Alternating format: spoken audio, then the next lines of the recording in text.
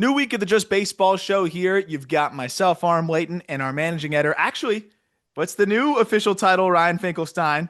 It's not Ed managing editor anymore. Editor in chief now, because we got Yes. a couple new managing editors, Leo Morgenstern and Eric Troyden. So happy to have those guys get a little bump and in title there, and then I took one as well. So Much deserved, and not just because you are Lenny Harris, the best pinch hitter for those who don't know, on the Just Baseball show, but because what you've done in editorial has been absolutely amazing. The website growth has been so exciting, and we got so much more on the way. But I realized that right as I said managing editor, I'm like, wait, that's a dated title now. We got editor in chief, but Peter is on the way to Chicago, making his whole big life move. Jack is leaving Fenway Park, and I believe coming back down to Miami. I don't know if they have one more road series after that. So we're gonna do an expedited, like a rapid roundup. So instead of going through all the games and doing that, we're gonna talk about each series and give you a few takeaways. Of course, it's the dog days. There's gonna be some series that there's not that much to take away. And we're sorry. I know that we got a lot of listeners that are fans of those teams. We'll try to find something within that. We're not going to recap the games as much. We're just more going to talk about what we got from that series or just some headlines about that team during that series. Like there's something I'm excited to talk about with the Rockies and the Diamondbacks, and it had nothing to do with what went on the field.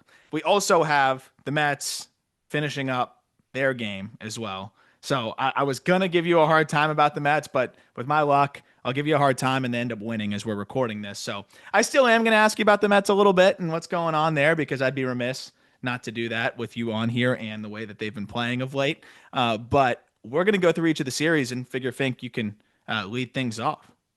yeah, so the first series I got was Phillies Nationals. I have a couple of different ones. I have one of the Nationals, one of the Phillies. To start it off with just a more fun one, the Nationals. Cade Cavalli, has he Mm-hmm. finally arrived? Because he had a great start against a very good Phillies lineup. Seven shutout innings, no walks, five strikeouts. And we also had a really good story. We actually had a writer at the game, Daniel Rotter. He did a really good notebook on it. And you just had the interim manager, I think it's Miguel Cairo, just gushing over what he saw from Cavalli and what it could mean for them moving forward. So that was my biggest takeaway on the national side was maybe there's another guy that can be somewhere near the top of that rotation next year. I'll be honest, like I know the Athletics are good, but he did it against the Athletics away from Sacramento. So I was like, okay, but still impressive start the first time out. And then the follow-up was fine. It was 5 innings of 4 runs, but it's rookie. Fastball still sitting 98. And then doing it now, 7 innings against the Phillies. I'm getting excited here. Now I hope he stays healthy. It's not quite the same level of stuff when he was arguably one of the best pitching prospects in baseball, but it's still damn good. Like his fastball is averaging 97 and a half. And again, I think to do it to that Phillies lineup and to also be throwing strikes, didn't walk anybody, 7 shutty with the 5 Ks as well. Man, they need Cavalli. So I really do hope that it's for real. But even if he's anything close to this, like if he's just a solid four starter for them, I think you welcome that. But you're seeing flashes of what could be a lot more than that. And he's always had that in the tank. And I like the four starter that can have the gem. Like Yeah, exactly.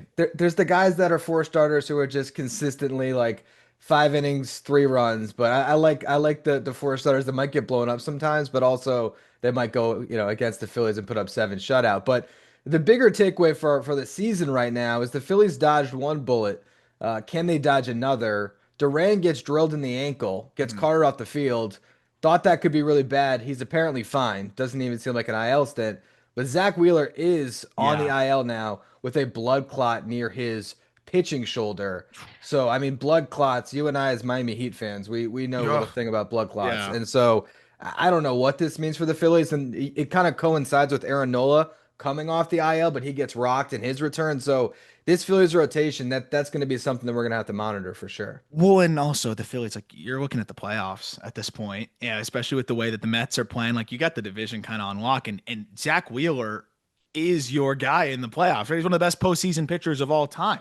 So one side of it, it's like, okay, good, take your time, let's get you back. But as you mentioned, blood clots are a big, just kind of question mark, and if they don't have Zach Wheeler in the postseason, that changes everything. I don't want to get there yet. They've got time. Good news is it's August 18th as we're recording this, or 17th as we're recording this. But one, super scary. Hope he's okay in a larger, just macro health thing in general. But then just from the pitching side, I mean, that's a guy you really need. So it is good to get Nola back to get through the rest of this regular season or the next couple weeks or however long he's going to be out. But I think that is something definitely important to monitor. The other wrinkle, Dylan Cruz makes his return. Uh, Long IL stint for what was an oblique, but yeah, he came back for that series or like in that series. He picked up a hit in each of the first two games, and then I think was 0 for 2 in the third ball game, but wasn't punching out a lot. Looked like he was settling in. He wasn't great in the rehab. Again, it's shaking off some rust. So I think just seeing Dylan Cruz back in the lineup has to be really exciting for Nationals fans. Again, he was out for a long time. May 20th was the last time we saw him in a big league game. So sizable, I would say just departure from the lineup for an oblique thing. Glad he's back. And it's been rough for the Nationals of late. So it's just another reason to tune in and look forward to some ball games. But think of always the other big wrinkle. And I mean, for the Phillies, yeah, it's really just about getting healthy and making the push, to be ready for the postseason, which is just going to kind of be a wait and see with Wheeler. Yeah, for sure. The next series I got was Rangers versus Blue Jays. Didn't really have much of a takeaway on the Blue Jays because they just continue to win series. But my big takeaway is just the Rangers might be wasting the best 1-2 punch in baseball because of what Jacob deGrom and Nathan Eovaldi are doing. DeGrom goes 5 shutout on Friday, left with the 3-0 lead. Rangers bullpen blows it, gives up 6 runs. Saturday, Patrick Corbin, John Gray combined to give up 11 runs to lose that game. Sunday, Eovaldi did lead them to a win. 7 innings allowed just 2 runs. But just looking at the ERAs for these guys, Eovaldi 1.76 ERA, DeGrom 2.76. Is that the best 1-2 punch in baseball? When Evaldi's like, I mean, he had the one little blip, right? And then other than that, I mean, right now it is, even from just a pure run prevention standpoint. And now with Wheeler out, I mean, you could have probably said Wheeler and Christopher Sanchez, Yeah. but now I, you're going to be hard pressed to find a better 1-2 punch, at least just from a pure run prevention standpoint.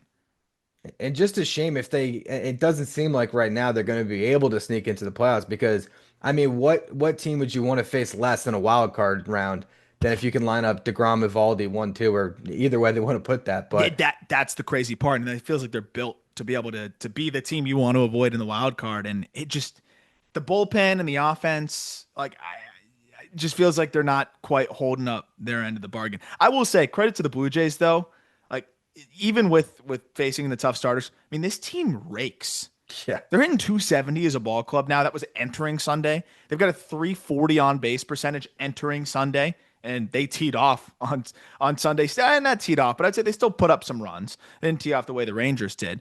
But I mean, this is a team that is swinging it, and they're just adding guys back. They just had to send down Joey Loperfido, who's been playing out of his mind because George Springer's off the IL. Like they're doing this without Santander, who I know was terrible, but like he's still Anthony Santander. Where is he going to fit in? Like it's just a crazy deep lineup of just different guys that I mean, you've got 6 different players with 10 plus homers, and then Ernie Clement has 9, Alejandro Kirk has 8. Davis Schneider has been amazing with 8 of his own. He's got like a 146 WRC plus now. It just feels like top to bottom, this team rakes. So I do think it was more impressive of a series by the Blue Jays than like a disappointment for the Rangers, and they did salvage.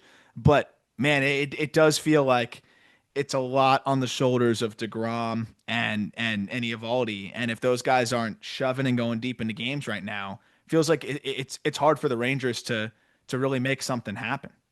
yeah, for sure. And another guy as far as the Blue Jays coming back, I saw Darton Varsho had a big game this weekend too. He had a 3-for-3 game, so that's just another iron to add to their fire. Braves Guardians. This takeaway was just simple for me. I think the Braves might be the best spoiler down the stretch. Yeah. The Braves are starting to get hot. They took 4 or 5 from the Marlins, 2 or 3 from the Mets, and then they sweep the Guardians over the weekend. So a 9-2 stretch for the Braves. I took a second and said, "Wait, is there an outside chance we could see the Braves?" And I'm like, "No, they're still 12 back. There's no world they're getting back into this race." But I don't think there's any team that's in it that's going to be excited when the Braves come to town down the stretch here. No, I mean just seeing what you had the Marlins going into that, just playing really well, and you're like, oh, you got 5 games in 4 days against the lowly Braves. The Marlins all of a sudden could close the gap on the struggling Mets, and they got their teeth kicked in. And then I thought, okay, well, maybe it's the Marlins hitting a wall, and maybe it is. We'll talk about their series with the Red Sox, but I think it was more just the Braves playing well, and you can speak to that because they took what 2 out of 3 from the Mets as well. And Yeah. I know the Mets aren't playing great, but I think that's part of the reason why.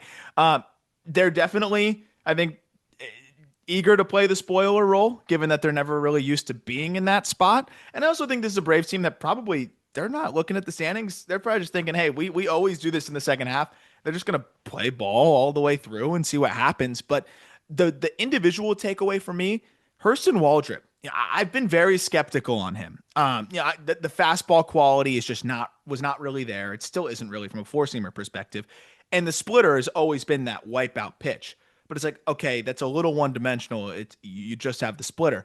Now he's been throwing this cutterish slider with a lot more confidence, and that pitch has really added. So he has like a slider that is cutterish, and then he has a true cutter that he's added as well. And those two pitches now, he's been able to phase out the four seamer. So now he's only throwing the four seamer about 13% of the time, a sinker about 13% of the time. And then he's going cutter, slider, splitter heavy now. And he's able to make that work because the command of the cutter and the slider has been so good. So it's unorthodox, it's different, but it's a lot more effective for him because it really was just a question of what else can he mix in so he's not throwing the splitter 50% of the time. And it was not the four seamer, and it was not a curveball. And now it seems like that cutter is taking some pressure off the four seamer. And you look at Waldrop's last couple outings. I mean, the last 3 outings since he's come back up was 5 innings, 5 2/3 a 1-run ball in Great American Ballpark.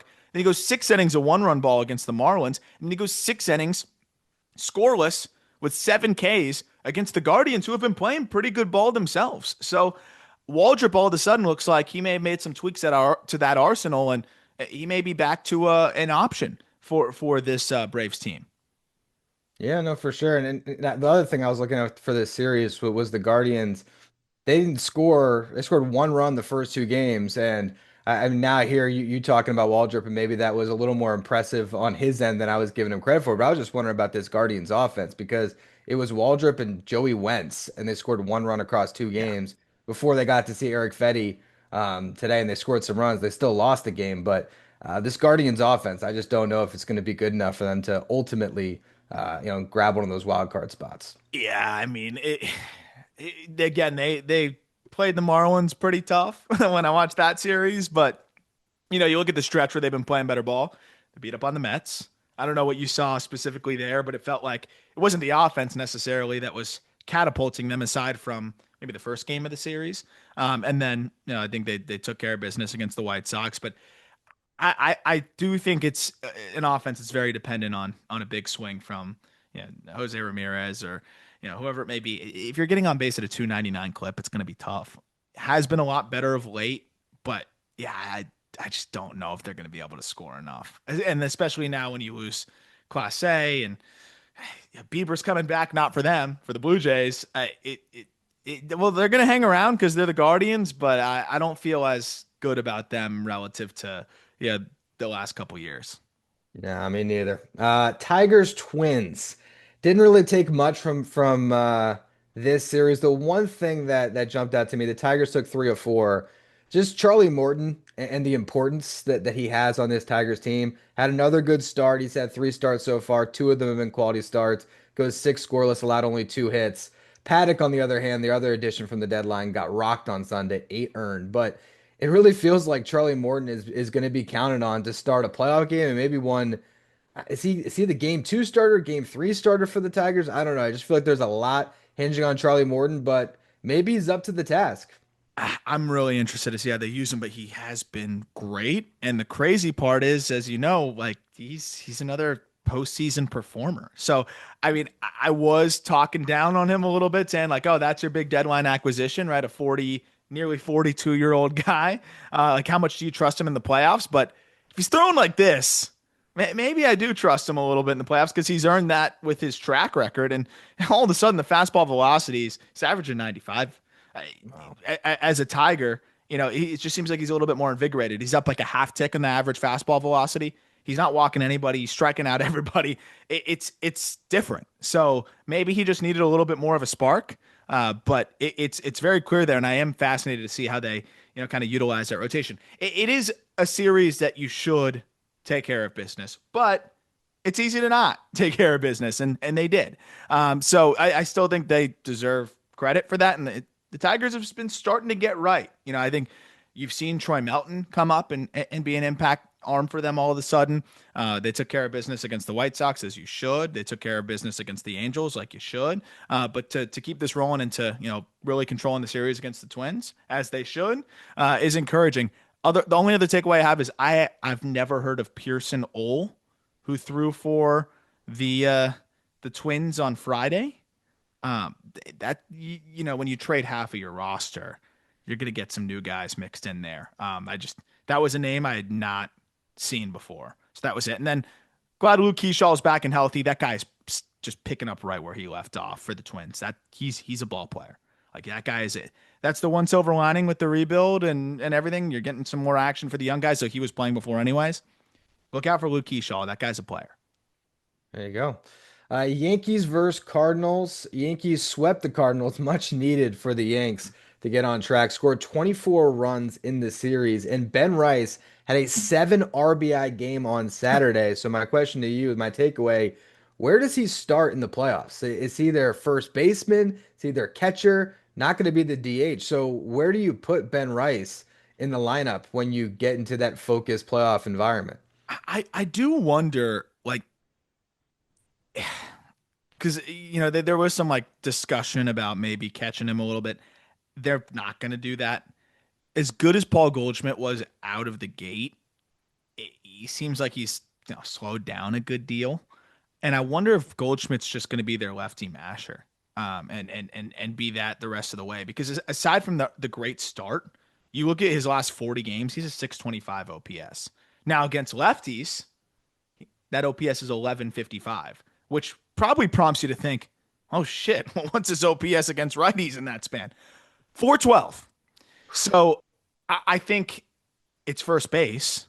And because he's Paul Goldschmidt, unless Ben Rice is hitting everything coming his way, I think maybe against the tough left-handed starter, Goldschmidt gets the start, and then Rice maybe pinch hits, off of that when you get the hard throwing righty. But it's the classic evolution of a longevity player where they're so talented mentally and they still have the swing mechanics, they're just not quick anymore, that they just crush lefties and they carve out a little bit more of a role the rest of their career. Sal Pujols still it. I feel like Goldie's at that stage now where it's just like, hard throwing righties may just not be worth it. By the way, Ben Rice 187 against lefties, so they may form a nice platoon.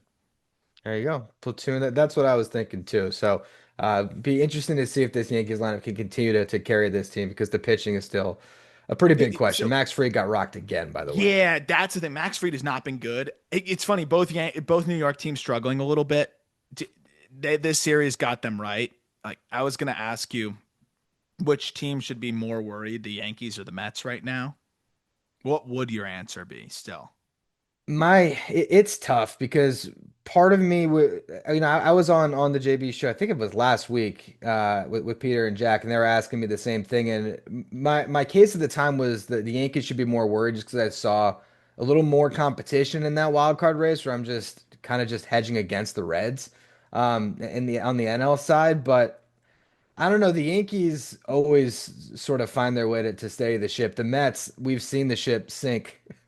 I personally know too many times. Yeah, So I honestly think both of them are going to end up being okay when it's all said and done. But I might now lean Yankees a little bit just because this Mets rotation will get to them in a minute. But you're going to be asking a lot of some top prospects to carry you because it's kind of fallen off for particularly the fair. back end of that rotation. Fair. And then Louis Heel, a little bit better this time out as well. I mean, he's going to be huge for them. I mean, that's a guy that they're going to need to throw the ball well. So that's a big storyline, I think, just to continue to watch as he comes back from injury, just to see what it all looks like. And then, yeah, I mean, other than that, you kind of know what you need to see from the Yankees. And ultimately, great game from Goldschmidt on Sunday. So we'll see if that carves out more playing time. But still, they caught Ben Rice. Like, I think they're going to try those things, but I still think platooning at first makes a lot more sense than catching Ben Rice instead of Wells. So I am fascinated to see how they handle that whole situation though. It's going to be an interesting puzzle to put together. This next series, we sort of buried the lead. We talked about it earlier. Diamondbacks, Rockies, D-backs lose 3 of 4. But what is going on with Ketel Marte? All of a sudden, there's all these reports about his teammates being upset with him. And now, Geraldo Perdomo, I saw after the game today, I believe, went at the media over those reports that were out there. But you have Bob Nightingale saying that the Diamondbacks are open to trading him. It's just a crazy story to happen for a team that's out of it here in the middle of August. Yeah, it's weird that it got out like this way. And I was a little skeptical at first, and then even when like listening to what Perdomo said, and also we were just gushing about Perdomo.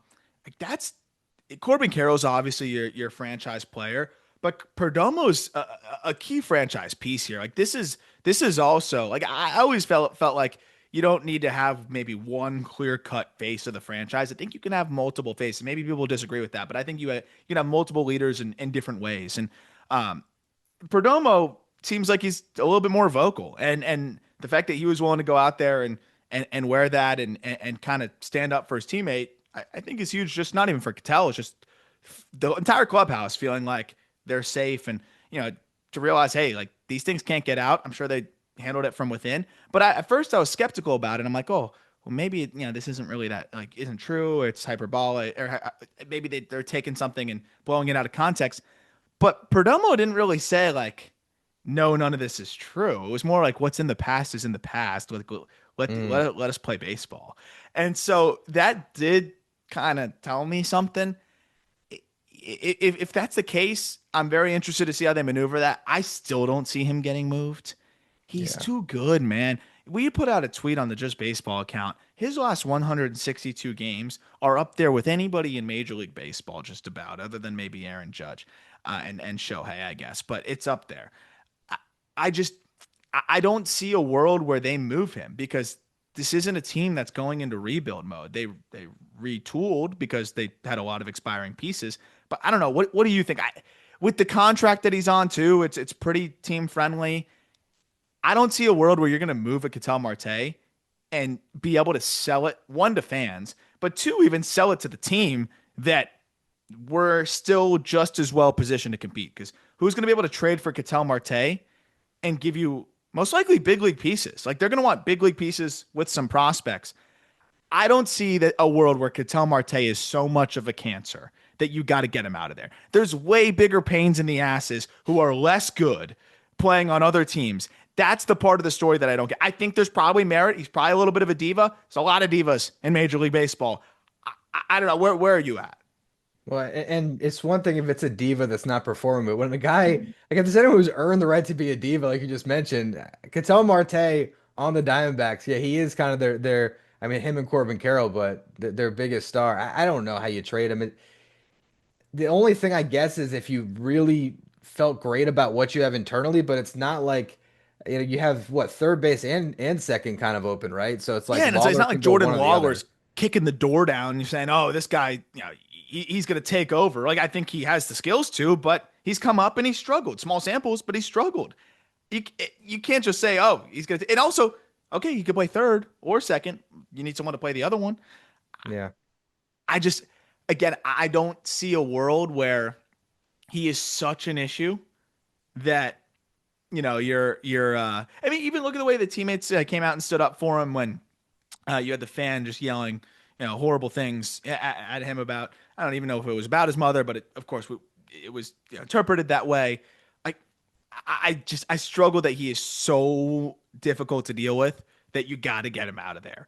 He's too good. So that was the big thing for me. The other thing is that the Diamondbacks are still hanging around. Like, I don't want to fully like that's the other one where we were talking about like the Braves, and it's just going to be too much for them. I understand that the Diamondbacks they went with a bullpen game on Sunday, and it was Nabil Krismat he ended up throwing 5 innings of 1 run ball against the Rockies. They dropped what 2 out of 3 to the Rockies, Three but or four. because of the Mets, they're still in it, and also because of their stretch before that, they won what was it 6 of 7? It was against the Rockies and the Rangers, but I don't know. I'm not fully going to eulogize them just yet. And it was what? It was a 2-2 split actually with the Rockies in the series. I thought they lost 3 or 4, but I Or could was be it 3 or wrong. 4 they lost? Oh, they lost on Sunday too.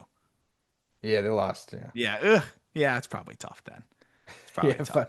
5 games under 500. I don't necessarily think that they're going to get back in it, but I think this wild card race because of the Mets, and I'm not even sure where the game's at right now. I'm curious if they've blown the lead that they had, but no, okay, they've added on. So it seems Now like it's Nolan 6. McLean might have saved the season Yeah. for the Mets, and maybe that has me a little more confident. But I've been trying to find like who the other wild card team is, just because I don't entirely believe in the Reds. And I was looking at the Giants, and it's like, oh well, they got Logan Webb and Robbie Ray, and that's my next series here: Rays versus Giants. Rays take 2 or 3.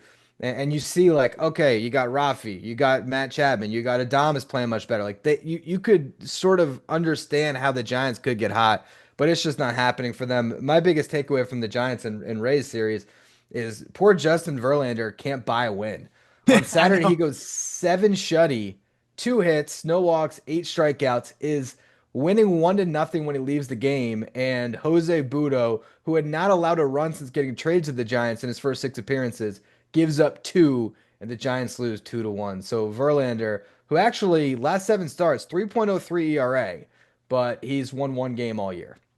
It's crazy. And even early in the year, there were several outings where it was like, man, get this guy a couple more wins. I want to see how high he can get that number because we're not even going to see many guys ever get north of 200 really anymore. So I was hoping we could just see him push the number as high as possible, but it's just tough right now when you're not scoring much. And you look at they did score 6 runs on Friday, but again in that Verlander game, you only score 1 run. You're not going to win a lot of games there. I understand it's the Rays staff, but it's tough, and it's just another reminder too. Is like we're trying to see who can fit into the wild card, expanded playoffs, all that good stuff.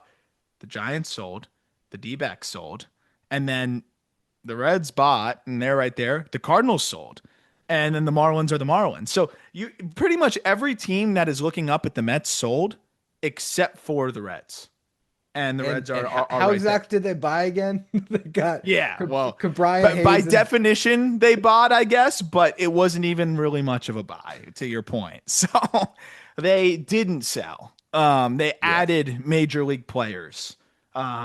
Yeah, it wasn't much of a buy. So that's the crazy part about the expanded playoffs too. Is like if you wanted to make a case against it, I would probably use the 2025 National League race right now. But I mean, the American League isn't doing much more justice either in terms of trying to sell the allure of the expanded playoffs. But I mean, at least the Guardians are somehow 4 games over. But yeah, that was part of the reason why I was trying to talk myself into a D-backs run. But you dropped 3 out of 4 with the Rockies. The Rockies have kind of had their number. I feel like at points this year, it's going to be tough. It just feels like it's a Reds Mets battle, and the Mets are just the better team. I'm not going to fully count out the Reds because they're fun and young, and you never know what can happen. But Chase Burns hits the IL, and it's gonna be hard. Yeah, for sure. And we'll see if the Mets bullpen holds on to what's right now a 7-1 lead. But if so, Mets able to take this series against the Mariners. And Saturday, we got to watch one of the most exciting pitching prospects in baseball, Nolan McLean, pitch. And my big takeaway is favorite for the 2026 NL Rookie of the Year. And also, it kind of makes more sense that the Mets might have been playing the PPI game with him because he makes his debut on the 16th, which is the day after where he's going to maintain his rookie eligibility. They desperately need him in the rotation. Probably could have used him 2 weeks ago. But I mean, I don't know what you watched of that start. It was pretty special. It's like watching someone throw a blitz ball, Yeah, watching Nolan McLean. It's just if you want to visualize spin rate, watch Nolan McLean pitch because that's what it is. It was just really special to see him not only dominate on the mound, but also make an incredible play to get himself out of a bases loaded jam where he reaches behind his back, calmly throws it a second, and turns a double play to get out of a jam. So really, really impressive stuff for McLean. that sweeper is just ridiculous. I was talking about it being one of the best, in minor league baseball, and then just to get up, pick up that big league ball, and still spin it the same way. Like guys that are super super high spin rate guys, sometimes that feel is not always going to be right there. It was there. And then the curveball. He was ripping curveballs north of 3,300 RPM.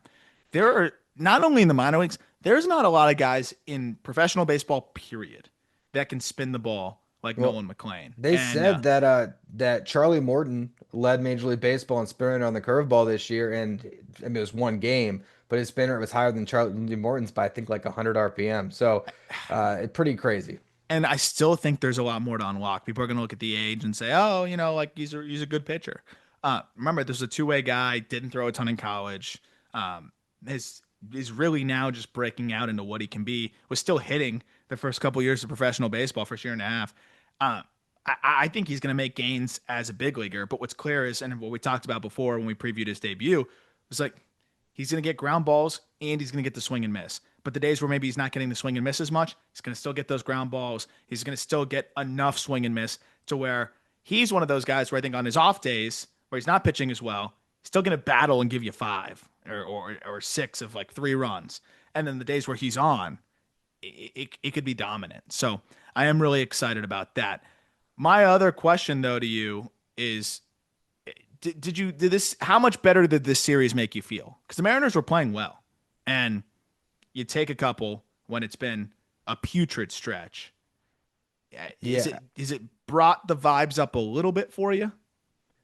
I think so. I mean, just the fact that this team, when it comes to their rotation, has been so brutal for really, I mean, since the middle of June. When Kodai Senga went down, this rotation, which was the best in baseball at the time, has spiraled to be the worst in baseball. And so to see McLean come up and look the way he did, to just know that one of every 5 days or one of every 6 days, you got someone a lot better than Frankie Montas taking the ball. I think that does help a lot. But also, like, this team is just one that needed a vibe shift in some way. I think this weekend altogether is going to be a real change in vibes. Last year, they went to the London series, and that kind of was the beginning of their turnaround. For them to have McLean make his debut, and then on the heels of that, you go play this Little League Classic. You're with kids all day. You have this really fun kind of team bonding experience off of a good win, and then now it seems like they have a rout in that game. They're able to win a series. I think it goes a long way, especially because Mets fans and everyone was freaking out. But the reality is, like we've been talking about the whole show, the wild card race has not gotten away from them at all. Yeah. Really, the division hasn't even gotten away from them at all if they really were able to turn it on. So it would be such a shock for them not to make the playoffs. But they needed a weekend like this to get back on track. One other shout is just, Brian Wu. I know he had a couple blips on the first two or three. I think two of the three starts back from the All-Star break. He was human. But Brian Wu is kind of right back. And the fact that McLean kept them in that game because Wu went 6 innings, a 1-run ball, and 8 strikeouts. I still think he's like the most underrated pitcher in the game somehow. Last 3 outings, he has a 2.37 ERA. He struck out 26, walked 3. He just continues to be great and feels like every time he's on the mound, you got a great chance to win. I'm also very excited to see what their postseason rotation looks like because who gets the ball game one. I think you could have a lot of fun conversations about it, but I have as much confidence in Brian Wu, taking the ball for me as just about anybody. If I were a Mariners fan. Yeah, no, for sure. I mean, they're gonna have some tough choices there with that rotation. Absolutely. That wraps my series though. That was my last one. So you can take it away from here with the other half. All right, we'll get to mine in a moment. Before that, quick break. All right, we'll talk Marlins Red Sox. Red Sox continue to play really well. And first game of the series too, I thought was interesting where you had the pitchers duel, they win it that way. Then second game of the series, it's more of like this offensive onslaught, and they win it that way. And then game three was fun though. I mean, just seeing the Marlins battle back and win that. I don't think you can knock the Red Sox too much in that one. Just the big takeaway for me is the Red Sox are starting to become a little bit of a force here. And I understand it's the Marlins. They're not playing the best baseball right now, this and that.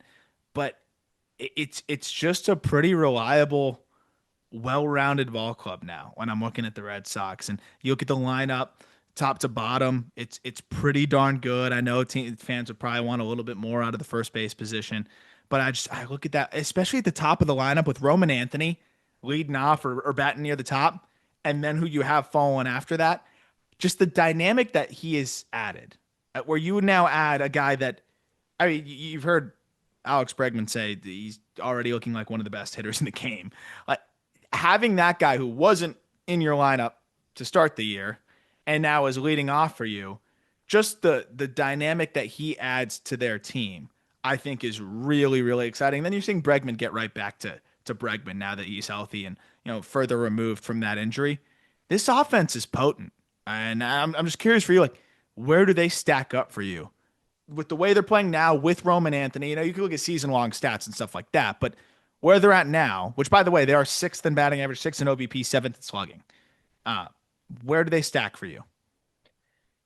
I feel like I don't even know how to tier the American League right now. Like, I'm thinking maybe the Blue Jays and Tigers are the top tier, and then maybe everyone else is below that. By everyone else, I mean the Astros, Mariners, and the Red Sox. And I think that's maybe how I would stack them up. The other thing about this Red Sox team, I was just looking because it's felt like that rotation has gotten stabilized. I knew Giolito had been throwing it well, but you're looking over the last month here. You got Brian Bayo with a 3.47 ERA. You got Walker Buehler with a 3.54 ERA.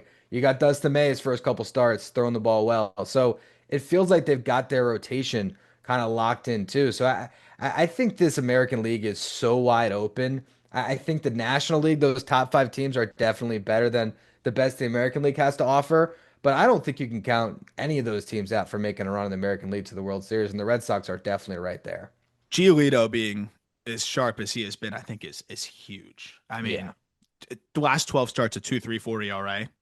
You bring up a great point. Like if that rotation is stabilized, they can win ball games. They don't even need to have a great rotation to make a run in the postseason. They just need a rotation that's not going to put them behind immediately all the time. And Dustin May all of a sudden is throwing a little bit better. And if maybe they made some tweaks, I don't know. I'm interested to see that if that happens. They're in a good spot. So Red Sox keep it rolling. They lose the crochet start somehow, which is why baseball is so funny. But ultimately, another good series for them. You got the Reds and the Brewers. And Reds Brewers, I mean, this was a fun battle. The Brewers did what they do, and I mean, you run into the hottest team in baseball. What they were 12 in a row entering the series, won the first two to make it 14 in a row, and then the Reds end up snapping that win streak and taking game three. But game one was 10-8, game two was 6-5, and then game three, Reds win that 3-2. The Reds came to play. They played them tough. And I understand we're talking about a team that is making it should be we're talking about a potential wild card team and all that good stuff, but they knocked around Mizorowski in his first outing back. I'm sure he had some rust to shake off, but they played good ball. Like they did not make it easy on the Brewers, and I think that was highlighted by salvaging that last ball game there. But it's hard to have any other takeaway than the Brewers are the best team in Major League Baseball right now, and they just continue to do that because they can beat you with the pitching, like we're talking about, but they can also go to Great American Ballpark where a lot of runs are scored, and they can outslug you. And they did that 2 out of 3 games. Yeah, I just watched the Brewers play the Mets recently, and that lineup is just relentless. And it's got to be so annoying to pitch to those guys because every single guy in that lineup can just waste a ton of pitches, extend at bats. They really make you beat them where they put the ball in play. Everyone's fast. It's just a really tough team to beat. And the Reds, they got out to leads in every single game. And the Brewers just can come back from down however many. I mean, they could be down 10 runs early and find their way back. It feels like a team that's ready for playoff baseball too, Yeah. because that's what you see in the playoffs. So your starter might get knocked around, but if you have a team that's resilient that can just chip away, you can get back into some games. And we definitely saw that. Also, shout out to Andrew Abbott because he went up against that lineup, that Brewers lineup, and 7 shutout, 4 hits, no walks.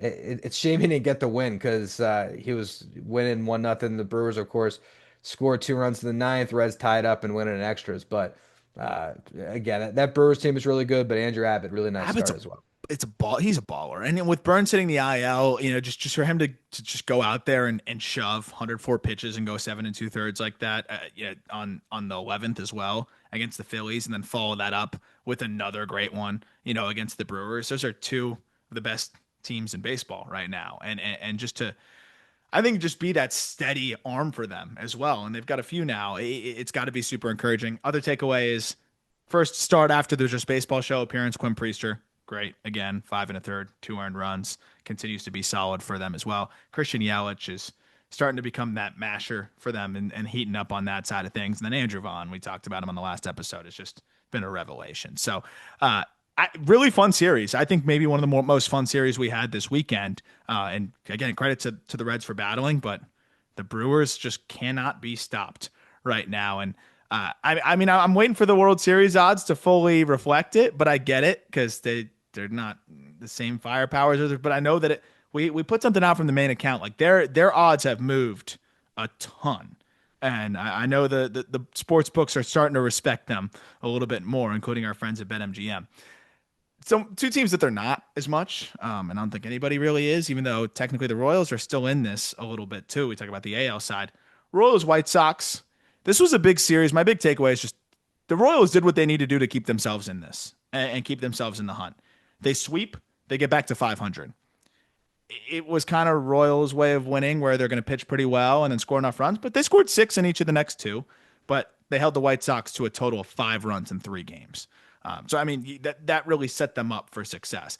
Now I don't think anyone's taking the Royals too seriously, but the Royals did soft buy and put themselves in a position to where these guys can be playing some meaningful ball down the stretch, and it looks like they're going to keep themselves in a position where they can play some meaningful ball down the stretch. And sweeping bad teams is a good way to do that, even if you're maybe not beating good teams all the time. Absolutely. I'm looking at their road ahead here to see what it looks like. They got the Rangers coming to town for a four-gamer. Then they go to Detroit to play the Tigers. They got the White Sox again, and then they play the Tigers again. So the Tigers will have a chance to really put the Royals out of the race over the next couple of weeks. But the other side is that the Royals can maybe show something against some top-tier competition and really prove that they are a team to be reckoned with in this wild card. There's a lot of teams right now that are just we're waiting to see over the next couple weeks of August if they're really going to be in the race in September, Yeah. or if it's going to be time to just sort of play as many kids as you can and start to look ahead to next year. And that the Royals definitely fit in that bucket. My other takeaway is Ryan Berger, who I was surprised to see the Padres move. Right-hander just continues to be great. In his outings, for the Royals since heading over. First time out, he went 5 2/3 a 2-run ball. Followed that with 5 2/3 a 2-run ball, and then you get Berger on Sunday, 5 1/3 1-run ball, 7 strikeouts. So he's been really good, and that came on the heels of a couple really solid outings to close out his Padres career. Something might be clicking for Bergert here. It looks like a nice get, for this uh, Royals team, trading from what they kind of have a surplus of organizationally in Freddie Fermin. Carter Jensen just homered again today. I think his 17th homer in AAA. Their catching prospect there. They also have Blake Mitchell below there. And speaking of AAA, Jack Caglione, I think, is on rehab right now in AAA as well. So I know he wasn't playing great, but that's still a bat that you're excited to add to the fold and just see what he can do. But Ryan Bergert also just, it looks like he can actually help them now, even though that was a guy that they were probably acquiring with the future more in mind than the present. It might be a savvy kind of buy and sell deadline for the Royals here. That I kind of like the way that they're setting themselves up for next year and beyond if they can just add a little bit more offense into the fold here. Yeah. Orioles, Astros. Now, I think the big takeaway would be that they called up a couple just baseball top 100 guys. Dylan Beavers, outfielder, of course, right after that they would be exhausting rookie eligibility. You knew you were going to get a bunch of guys called up after the 15th. And then Samuel Basallo, who's one of the best prospects in baseball. He had his home run robbed. That would have been his first career homer. But that's really exciting for the O's. And I think the youthful energy, because from what I've gathered, it seems like the Orioles, the clubhouse has been a little bit dead. How could it not be? You were expecting, you're off a year where when you win 100 games, almost like you're expecting to get back to the playoffs again. You have all these aspirations, and it's just been a dud. And guys have gotten hurt. You end up selling. What's going to spark the clubhouse? Young guys who are hungry. And I think that has helped. That said, they dominated in game one. They dominated in game three. They took 2 out of 3. Astros took the middle game 5-4. But this looks a lot more like the Orioles team that we knew they could be. I think Westberg had some really good games that stand out to me. 4 hits in the final game, and then again, just having Kobe Mayo starting to swing the bat a little bit better, having Dylan Beavers in the fold there, who I do really like, and then of course one of the best, you could argue one of maybe the best power hitting prospect in minor league baseball now, getting up to the big leagues. It's going to make things more exciting, but it also helps when Dean Kramer goes 7 shutty, throws 114 pitches for you as well. I was literally just looking at that as I was going through the box score. I was like, Dean Kramer, 7 innings. But I almost think the Orioles and the Braves are on sort of parallel lines right now in different leagues. So I think the Orioles might be the American League version of the spoiler that teams don't want to see, especially because I think for both of these teams, it's really the lineup. Like their pitching is obviously part of what got them in the hole, but their lineup's underperforming was the other side of it. And these are teams that are gonna, you might go into a series against the Orioles like the Astros just did, and they hang 12 on you. They beat up your pitching staff. You're coming out of it tired going into the next series. So again, these are spoilers that you really don't want to see down the stretch. You're going to see like you're straight to schedule and you're facing this many teams, this many, games Yeah, under no, it's a good 500. point. But Orioles, Braves, these are just teams that I wouldn't want to see down the stretch. I 100% agree. I mean, Cade Povich on a piggyback punches out 10 over 5 innings in a eventual loss in 12 innings in game two. And then, in game one, even though you saw the 7 runs scored, but Brandon Young, Yeah. he had a perfect game in the eighth. And it was broken up on a bullshit little dribbler. Like, He almost made such an awesome play on that too. I was talking about this. Like, if he made that play and finishes out the perfect game, that might be the most impressive perfect game. Unless there's some other one that we don't know of the other 20 something where pitcher also made an insane play. That would have to be the best play a pitcher has made in his own perfect game. But like you assume Westberg's behind him there, has a shot to make that play. He's a pretty athletic third baseman. But if I have to think about it on my couch for more than 5 seconds, for more than 2 seconds, it's unfair already to judge him for that. And he's throwing the perfect game. He wants to make the play. But that was like an impossible play to try to make. But I mean, he had it until the throw is the crazy part because he got there so fast, He could fielded have it with set his his bare feet. hand, and he just sailed the throw a little bit. But And the reason why I love baseball, the timeout before that, he went 3 innings against the Athletics at home and gave up 6 earned. And he follows that up with almost a perfect game and finished 8 innings, 1 hit, no runs, no walks, 6 Ks. So that was awesome. I was hoping to see history, but definitely a career start for him to hang his hat on. And it was a lot of fun to watch and just check in on. I can't remember the last time we were like that close on perfect game watch. I felt like he was actually going to do it for a second. And honestly, again, it wasn't a good hit, so it almost makes you more pissed. I almost wish he barreled it and just put it over the Crawford boxes, and I'd be like, okay, they yeah, beat him, but it didn't really happen. It was another piece of weak contact there. and it was a one hitter too. That was the only hit. He That got was through the eighth. He picked up a strikeout, got out of that inning, and then somebody else closed it out. But yeah, that was the only hit, an infield hit on a little chopper comebacker. it's tough. And then you go over to Chicago, where again, I always feel like we're talking about so many teams that are struggling. I'm like, who's not struggling right now? Well, the Pirates coming to town will always help that. And it's exactly what happened. I don't think the Cubs played very well, to be honest. They dropped the first game of the series and then they took the next two, 3-1 and 4-3. Win's a win. I don't feel any better about the Cubs right now than I did before the series. The one key takeaway, though, is Pete Crow Armstrong's coming alive again, and that is huge. So maybe I do feel a little bit better just off of that in a vacuum because PCA goes 3 for 3 in the finale. The ABs, if you just were watching the series, were just better overall. I think, just even seeing him walk and then, he got hit by a pitch, but then even just the ABs where he's getting out, it just felt like it was better. Shodi Managa turned in a great one. There was some subtle positives, but I don't know. Something seems off with Kyle Tucker. Yeah. I don't know if he's hurt. I don't know what it is because he's still giving you the good ABs. He's still seeing the ball well.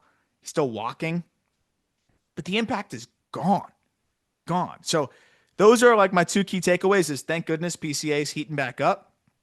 And I'm concerned about Kyle Tucker. Does he need like a little Phantom IL stint or something? I, I don't know. Well, you have Owen Case who just came up and can't get Yeah. in the lineup. So it could make sense to IL Tucker if there was something going on, just to try to get by. I mean, maybe you let this next series play out because I'm looking. They have a 5-gamer this week against the Brewers, doubleheader on Monday, and then 3 more games. So I mean that very well could be that if the Brewers steamroll them, that could just be the end of the division right there. But yeah, it is the Kyle Tucker situation is very strange right now. Others, Braxton Ashcraft, always loved his arm in terms of just like the arm talent there. Health has been a huge challenge for him with the Pirates. He went 5 innings, 1 earned run, 61 pitches only to get through those 5 innings. He, when healthy, is a legitimate rotation piece for them, and I think he could be a darn good one. It's just all about being healthy. Mike Burrows continues to look really good too, and we're talking about young pitchers that isn't Bubba Chandler, right? That isn't Jared Jones. Mike Burrow's 5 innings, a 1 run ball too. He looks pretty darn solid as well. So pitching ain't the issue in Pittsburgh. We knew that, and it seems like they've got even more guys popping up. But unfortunately, the offense, man, oh my goodness. I mean, you look top to bottom in that lineup right now. Woo. But yeah, get Owen Casey at bats. If he's going to be up there, I know it's hard right now with the lineup, but maybe mix in an extra off day here and there for a couple guys because I think Casey could be that spark that they need.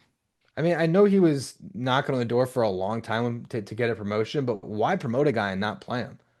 Especially like, wouldn't he technically exceed big league the rookie limits? Didn't they bring him up on like the 14th? Am I wrong on that? Um, It seems like the plan might just be to option him back down then. No, if yeah, they and then why not wait? Like yeah it's just I, it's I very I don't know. strange to call or wait to just be a September call up if you want him to be part of it. Then, but I don't know. It just Yeah, seems I don't know if very they wanted him for the strange. stretch, whatever it is, but they've done this a couple times where the Cubs they'll bring up prospects and understand prospects like if you're trying to win now, you shouldn't put all the chips and all the eggs in the prospect basket. But if you're bringing up a top prospect, they should play. Or if it's the last couple weeks of the season, then sure, it's different.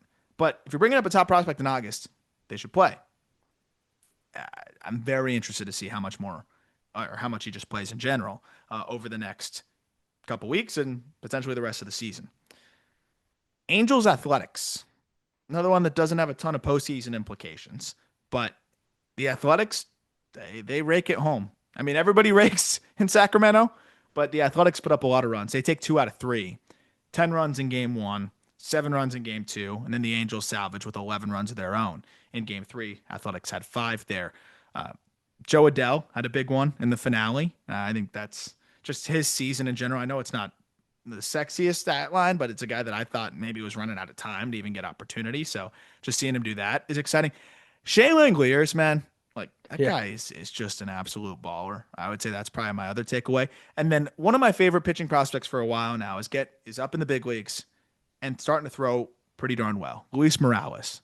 He had another solid outing, 5 innings, a 1 run ball in game two. Athletics win that one. He struck out 5. Command has always been the question with Morales. It got better this year in AAA, and throwing in an environment like Sacramento and trusting his stuff, filling up the zone, turning another good outing. This is a guy that has as much upside as any pitcher they've got, and that's where you're looking at the Athletics and saying, okay, for next year, who are the guys that we can start to pencil in here? I think Jack Perkins has earned that one, depending on what role that is. I think Morales has now earned that, where you can look at him and say, this is a rotation piece for us. That's exciting stuff because you don't have too many questions with that lineup. No questions at all with that lineup, and everyone locked up moving forward. That's a team that's going to have a lot of fun in their next couple years in Sacramento. That's for sure.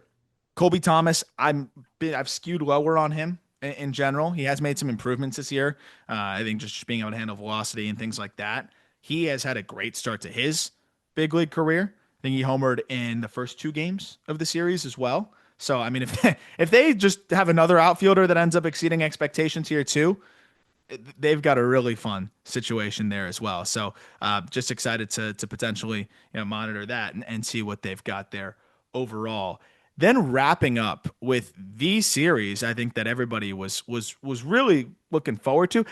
Let me ask you this: Is Padres Dodgers the best rivalry in baseball right now? Is that the new? 100%.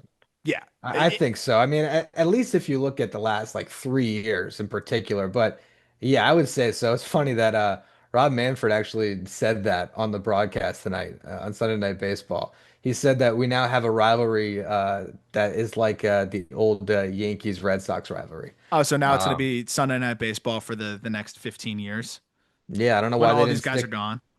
Yeah, Yeah. I don't know why they didn't stick them at the Little League Classic, but Yeah. yeah, I think the way the respect that the Dodgers paid the Padres after they won the World Series last year, I think that shows how much these teams sort of see each other eye to eye.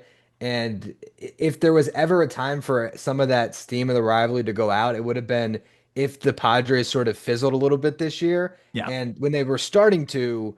AJ Preller does his thing at the deadline again, and now it's right back, and they're neck and neck in this division, and feels like we're all just hoping that we get to see them play in October again. Well, I think a big reason why they didn't have them playing the Little League Classic is just the risk of exposing the youth to another sinister sling. Uh, couldn't have that happen in front of these poor kids. But uh, Dodgers made their statement though, right? Everyone's talking, what's wrong with the Dodgers? What's wrong with the Dodgers? What's wrong with the Dodgers? We're I brought this up on the last JB show that I feel like the Dodgers may have a little bit of that Miami Heat effect where it's just okay, we're it's World Series. Like we're gonna make the playoffs. We don't really need to worry about it until we get to the championship series or at least get to the playoffs. Now, I think it's really silly in baseball. I think that's much more of an NBA thing. But if there ever was a baseball team that could settle into that cadence, especially just on the hangover, I was listening to Anthony Rizzo talk about how real the World Series hangover just is. Because then you climb the mountaintop and then you're back at the bottom of the mountaintop, except this time you got a backpack on because everyone's got a target on your back essentially too. So it feels like you got to climb the mountaintop again, even though you have the team that's proven to be able to do it. Feels like it's going to be even harder this time, right? So it, that part I think is very real. But this is where those teams start to snap in. And Kershaw even kind of downplayed the series, but then also acknowledged it, where Kershaw was like, yeah, none of these, no games before the playoffs are really that important. But with the way we were playing, this one felt like it could be important. And I'm paraphrasing, but like that's essentially what he said. And that's, I think, Hall of Famers speak for, yeah, we wanted this one. And I think it was a hell of a statement where they take the first one 3-2, the second one 6-zip, they take the third one 5-4. 2 out of 3 were close games. I don't think the Padres played bad. I think you see Alex Vesia going out there for a 5-out save. It felt different. It felt different from the Dodgers, and it's like okay, here they are again. I don't think Vesia has had a 5-out appearance, if I'm not mistaken, the entire season. So maybe that's a coincidence. No. I think they wanted this one, and not just because of the division implications. I think it was also a statement. Like we're still the fucking Dodgers, man, and they showed it. And all of a sudden now, you look at the standings. You see a W3 streak for the Dodgers. You see 2 games back and an L3 for the Padres, just like that. And that doesn't mean that the Padres are in trouble. They can get right back into it with another good series, but it just shows you how quick a good series against your 1B to your 1A or your neck and neck, the eye to eye team, you can fix that narrative real quick.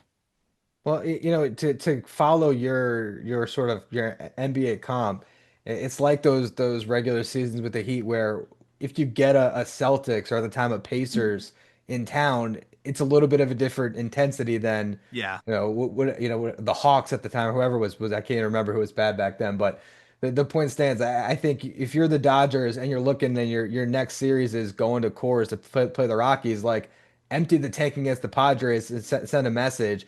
And then you can put cruise control back on and Yep. wait till you see them again or wait till, you Yep. get to October. So it did feel like they put a little more in this series. And also, I don't know how much you guys have been shouting out Clayton Kershaw, but it's just Oh, it's so insane. cool.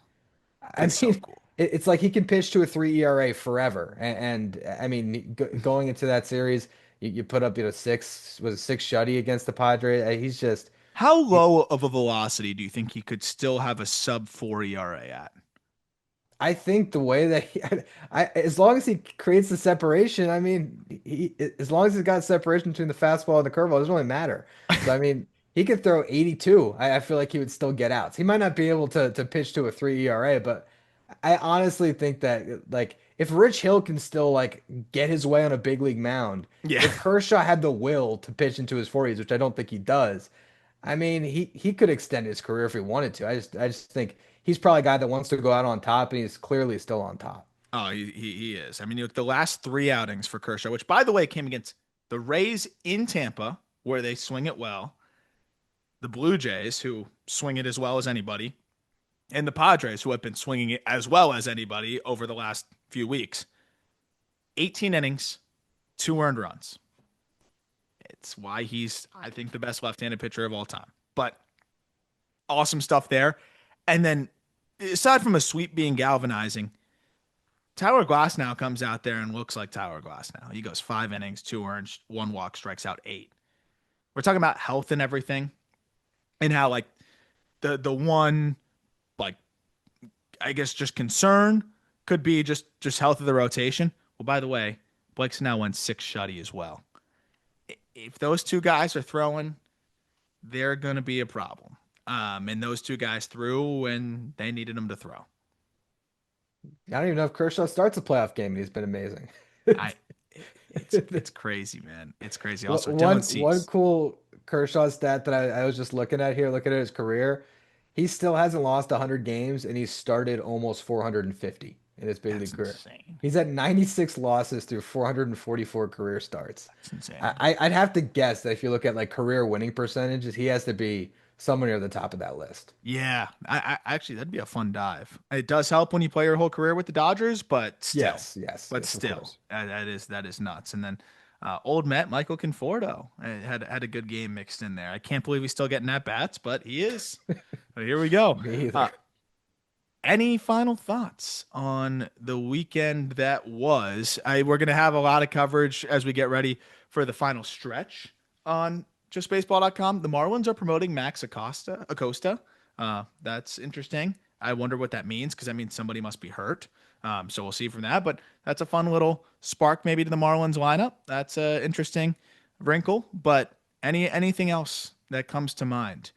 Nothing that jumps out. I'm checking back in on my Mets. The bullpen's giving up too, and Ryan Helsley's on the mound trying to get through an inning. So, and I gotta go run and see if they can finish off this game here. All right. Well, we'll let you go. Thanks again, as always, for pinch hitting. And thank you for listening out there. I hope you enjoyed this rapid roundup. I think we'll be back on the old school roundup for next week. So don't you worry, but it is the dog days. So maybe you like the rapid roundup. Let us know what you think and we can adjust. But I have a feeling Peter's going to want to round it up after this hiatus. But as always, thank you for listening. If you're in South Florida, would love to see it just baseball day. The link for that is in the episode description over at Lone Depot Park. A lot of fun things going on there. And look forward to talking to you guys tomorrow.